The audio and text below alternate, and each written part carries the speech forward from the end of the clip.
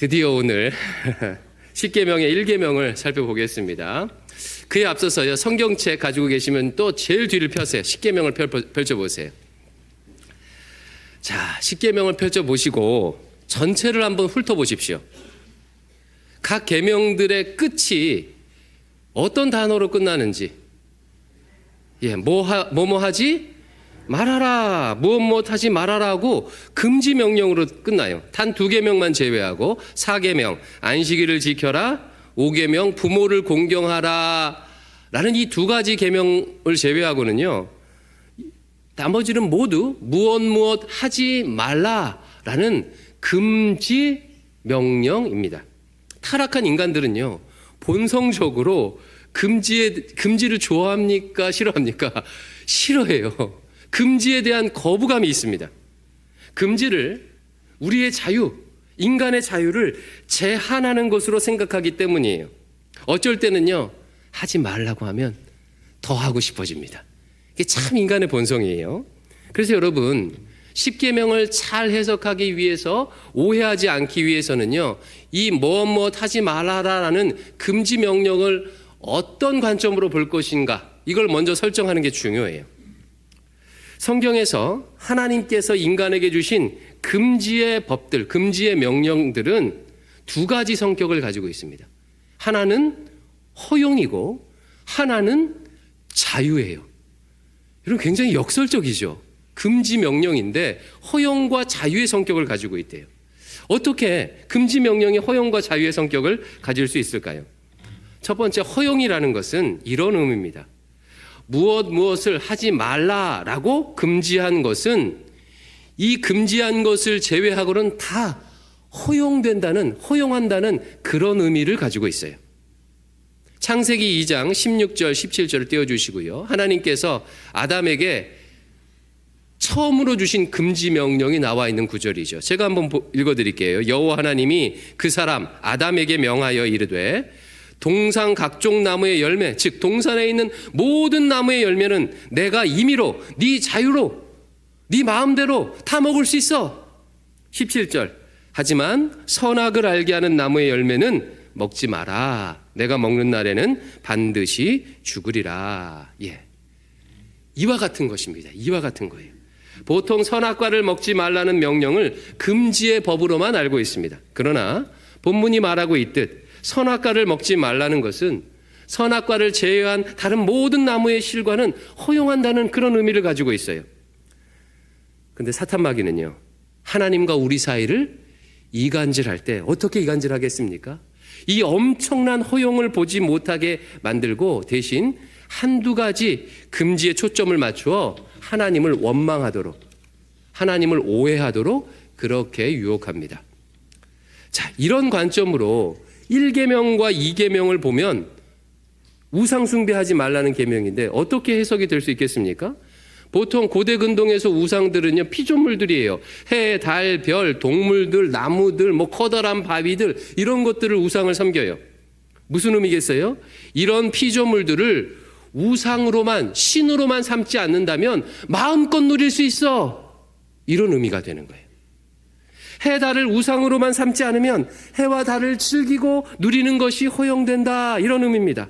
살인하지 않고, 도둑질하지 않고, 거짓말하지 않고, 간음하지 않고 그렇게만 한다면 인간들 안에서 이웃들과 함께 마음껏 놀고 의지하고 여행도 하고 사역도 하고 이렇게 할 수 있다는 거예요. 이 원리를 기억하지 않으면요, 우리의 신앙생활은요, 율법주의적이 될 수 있어요. 이게 첫 번째 의미고, 2번째, 금지의 법이 자유의 법인 이유는 그 금지를 지킬 때 자유로워질 수 있기 때문이에요. 제가 예전에도 예를 든 적이 있는데, 우리 남자분들 축구 해보셨죠? 축구할 때 골라인도 그려져 있지 않고 심판도 없이 축구 해본 경험이 있을 거예요. 보통 초중고등학교 때 그렇게 하거든요. 어떤 일이 벌어지죠? 막 자유롭게 축구를 즐겁게 합니까? 반드시 싸워요. 반드시 싸웁니다. 반칙이냐 아니냐, 공이 넘어갔다 안 넘어갔다, 골이 들어갔다 안 들어갔다, 아주 난리도 아닙니다. 금지선도 없고 심판도 없이 경기를 하면 더 자유로울 것 같은데 그렇지 않아요. 다투고 싸우고 난장판이 됩니다. 심판이 있고 골라인이 그려져 있어야 그 안에서 내 실력을 나답게 마음껏 발휘할 수 있는 거예요. 마음껏이요. 그리고 성경은 나답게 사는 삶, 나답게 사는 삶을 자유로운 삶이라고 말합니다. 이처럼 금지의 명령은요, 사실은 허용과 자유의 성격을 가지고 있음을 기억하면서 하나님을 오해하지 않으면서 이 10계명을 보았으면 좋겠어요. 자, 1계명입니다. 신명기 5장 7절 혹은 성경책 제일 뒤를 펴고 1계명을 같이 한번 읽어보겠습니다. 시작. 나 외에는 다른 신들을 내게 두지 말라. 예, 무슨 의미지요? 보통은요, 다른 신들을 섬기지 말고 나만 섬겨라. 다른 우상들을 섬기지 말고 나만 섬겨라 라는 의미로 해석을 합니다. 틀린 것은 아니지만 이렇게 해석할 경우에는요, 2계명과 1계명이 차이가 별로 없게 돼요. 여러분, 2계명이 무슨 계명이냐면 우상 만들지 말고 우상 섬기지 말라는 거예요. 다른 신들 섬기지 말고 나만 섬겨라나 우상 섬기지 말라는 말이나 결국 같은 말이 되죠. 따로 1계명, 2계명을 나눌 필요가 없습니다. 그래서 실제로 유대인들이 쓴 탈무드는요, 우리가 나누는 1계명, 2계명을 하나의 계명으로 봐요. 대신 첫 번째 계명을 어제 우리가 살펴봤던 서문, 그 서문을 1계명으로 하고 우리가 지금 1, 2계명으로 하는 거를 2계명으로 하고 그렇게 10개를 맞춥니다. 천주교 같은 경우도 마찬가지예요. 우리가 1, 2계명으로 나눈 것을 하나의 계명, 하나로 통합해서 하나의 계명으로 보고 대신 천주교는요, 10번째 계명을 2개로 나눠서 그렇게 10개를 맞춰요. 1계명과 2계명을 독립된 계명으로 보기 위해서는 1계명에 나와 있는 2개의 단어를 잘 해석을 해야 돼요. 첫 번째 단어는 뭐냐면 나 외에는 이라는 단어예요. 나 외에는. 이 단어는 히브리어 원어를 직역하면 무슨 뜻이냐면 내 얼굴 앞에서, 내 면전에서 라는 뜻입니다. 나 외에는이 무슨 뜻이라고요?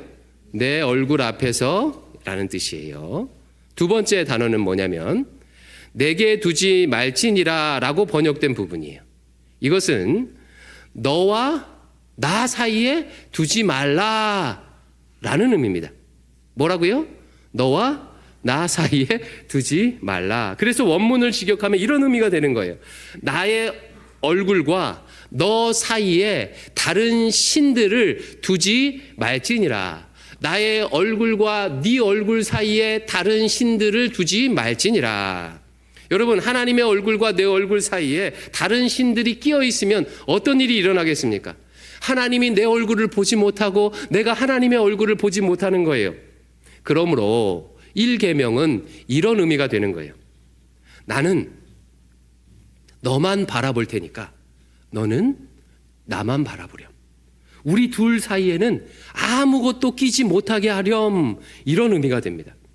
여러분, 하나님의 마음이 느껴지십니까? 하나님께서 이스라엘을 애굽 땅에서 구원하신 이후 이스라엘에게 제일 처음 요구하시는 것은 이스라엘아, 너희들 돈 좀 있니? 내가 너희를 구원해 주었으니까 나한테 헌금 좀 할래? 너희들 시간 좀 있니? 너희들 힘 좀 쓸 줄 아니? 나를 위해서 좀 봉사 좀 해줄래? 내가 너희를 구원해 주었잖아. 애굽의 종 되었던 집에서 너희를 구원해 준 내 하나님 여호와잖아 라고 하지 않으셨어요. 뭐라고 하셨어요? 나는 너만 바라볼 테니까 너는 나만 바라보렴. 우리 둘 사이에는 아무것도 끼어 있지 않도록 하렴. 하나님께서 지금 이스라엘 백성들에게, 우리에게 뭘 요구하고 계시죠? 사랑의 관계를 요구하는 거예요. 사랑의 관계를. 연애해 보신 분들은 알 거예요. 너무 오래돼서 기억도 안 나시죠? 둘이 연애하려고 하는데 누군가 끼어들면요, 좋습니까? 싫습니까? 싫습니다. 둘만 있고 싶어요. 사랑의 관계라는 것은 그런 관계입니다. 사랑은 그런 거예요. 이런 요구를 할 수 있는 것은 사랑의 관계에만 가능합니다. 자, 1계명의 의미가 뭐라고요? 나는 너만 바라볼 테니까 너는 나만 바라보렴. 네 얼굴과 내 얼굴 사이에 무엇도 끼어들지 못하도록 하렴이라는 의미예요. 그러면 만약에 하나님과 나 사이에 다른 신들이 끼어들게 되면, 다른 무엇인가가 끼어들게 되면 어떤 일이 일어나겠습니까? 두 가지 결과를 초래하게 돼요. 첫 번째, 하나님이 아니라 그 우상을, 그것을 담게 됩니다. 여러분, 인간은요, 자신이 바라보는 것을 담게 되어 있습니다.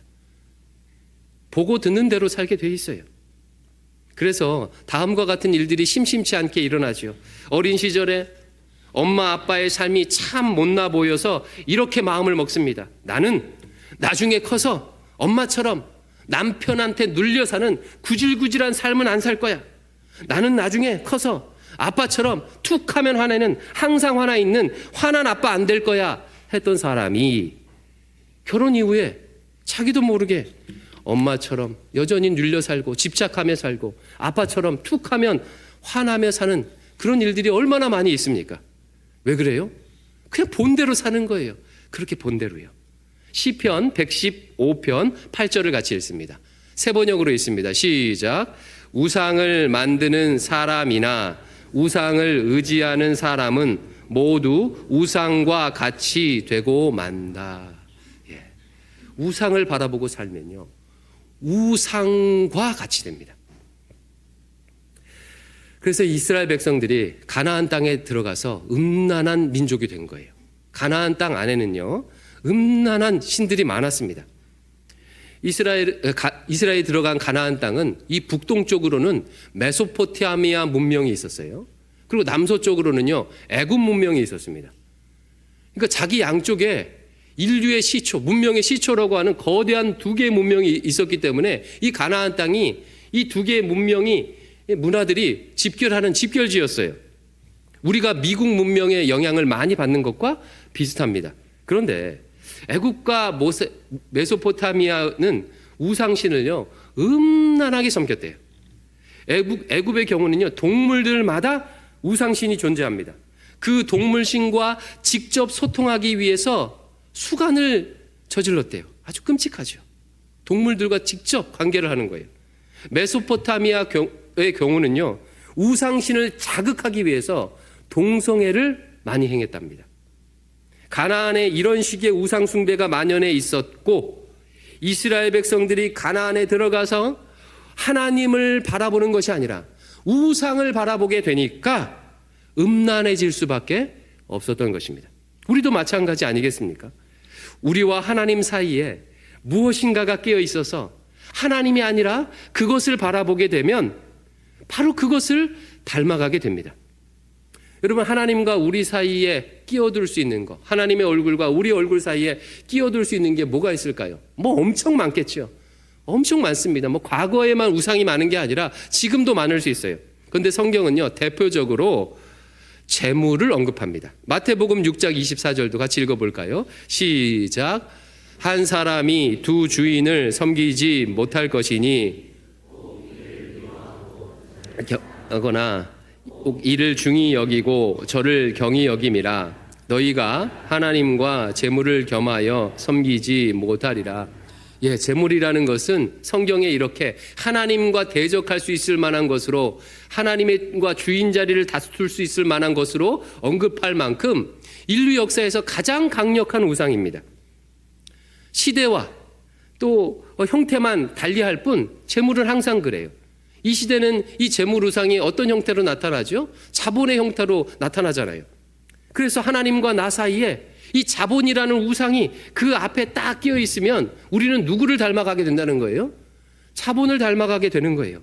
우리는 자본주의형 인간이 되는 것입니다.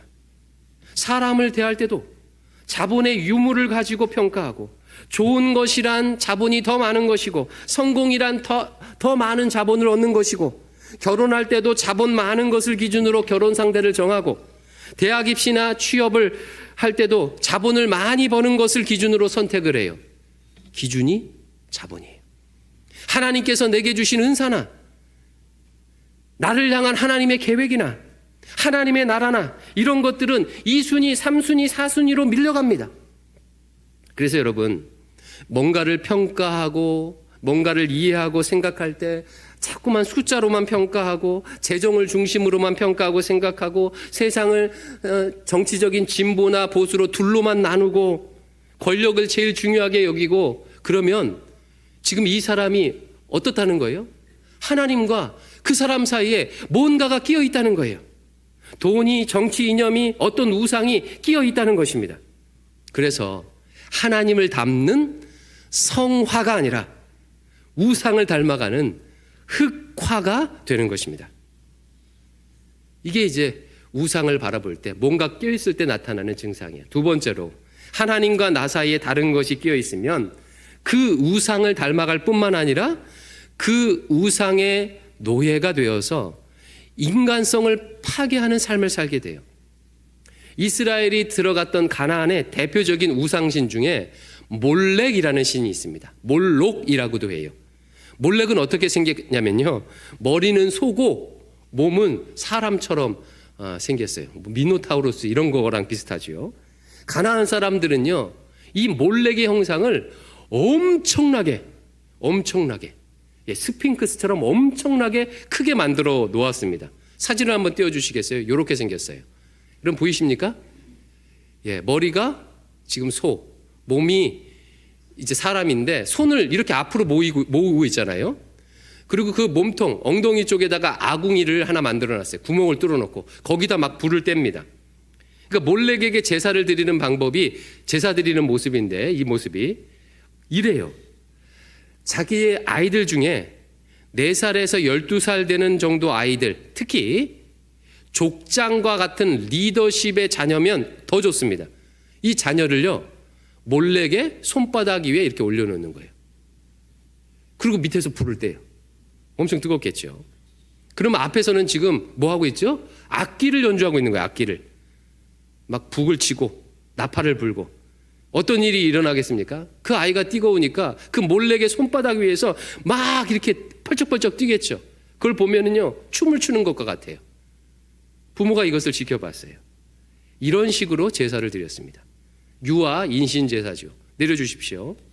바로 이것이 하나님과 나 사이에 우상이 껴있을 때 나타나는 증상들이에요.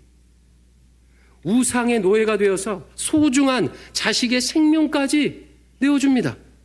이렇게 인간성이 파괴되고 있는데 다들 이것을 보면서 사람들이요, 나팔을 불고 박수를 치면서 아이고 잘한다 잘한다 춤추고 있다 이렇게 바라보는 거예요.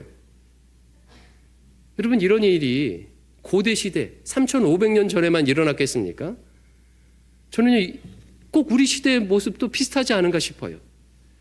만약에 입시가 우상이 되어서 하나님과 부모 사이에 그 우상이 껴있게 되면, 그래서 부모가 하나님을 보지 못하고 그 입시의 우상을 바라보게 되면 우리 아이들을요, 사지로 내몰아요. 주변에서는, 매스컴에서는 좋은 대학, 좋은 성적을 숭배하는 이야기가 나오고, 사람들은 아이고 그래도 세상이 변했어도 여전히 학벌이지 라고 하면서 입시 우상을 찬양하며 막 연주를 합니다. 그러면 우리 아이들은 3, 4살 때부터 조기교육이란 이름으로 20살이 될 때까지 그 장단에 맞추어서 춤을 춰요. 아침부터 저녁까지 학원에서. 아이들을 향한 하나님의 계획과는 아무 상관이 없어요. 우리 자녀들이 입시 우상의 두 손 위에서 그 영혼이 죽어가고 있는데 부모들은 그것을 춤을 춘다고 생각을 합니다. 잘한다고 생각해요.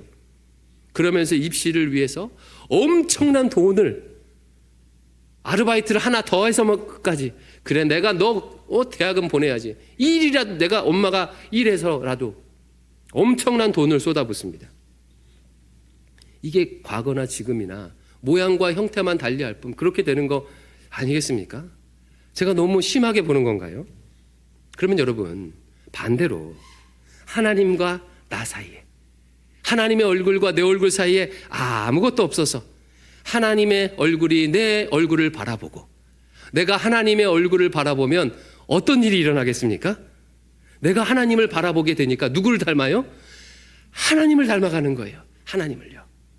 내가 거룩하니 너희도 거룩하라고 말씀하셨던 그 하나님의 거룩함을 닮아가서 성화를 이루게 됩니다. 뿐만 아니에요.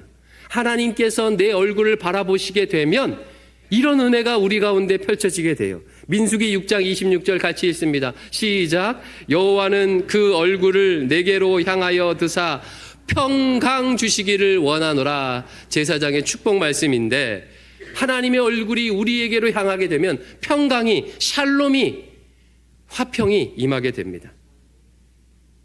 그러겠죠. 우리 아이들을, 내 배우자를, 이웃들을, 교우들을 사지로 내몰지 않으니까 이웃들과 평화의 은혜가 있는 거예요. 그래서 우리 하나님께서는요, 하나님과 우리 사이에 무엇인가가 끼어 있으면요, 그냥 가만히 계시지 않습니다. 그것을 내려놓도록 해요. 그게 내려놓음이에요. 내려놓음. 하나님과 우리 사이에 재물이 끼어 있으면 재물을 내려놓도록 하고요. 하나님과 우리 사이에 자녀 성공이 끼어 있으면요, 자녀 문제 내려놓도록 하고요. 때로는 고난을 주어서라도 그렇게 하세요. 왜? 우리를 사랑하시니까. 우리를 사랑하시니까. 그래야 우리 영혼이 하나님을 온전히 바라보고 하나님의 얼굴이 우리를 비추어서 참된 샬롬을 누리고 우리가 하나님과 같이 거룩한 성화를 이룰 수 있기 때문입니다.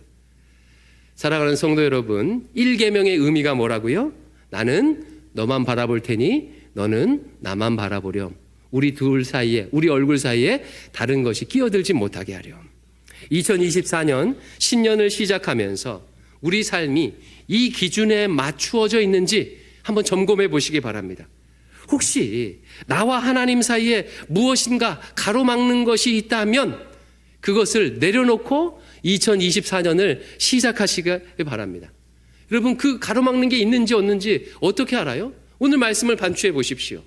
내가 시간이 지날수록 점점 무엇을 닮아가고 있는지 보시면 돼요. 잘 모르겠으면요, 집에서 물어보시면 됩니다. 자녀한테 물어보면 확실하게 가르쳐 줄 거예요.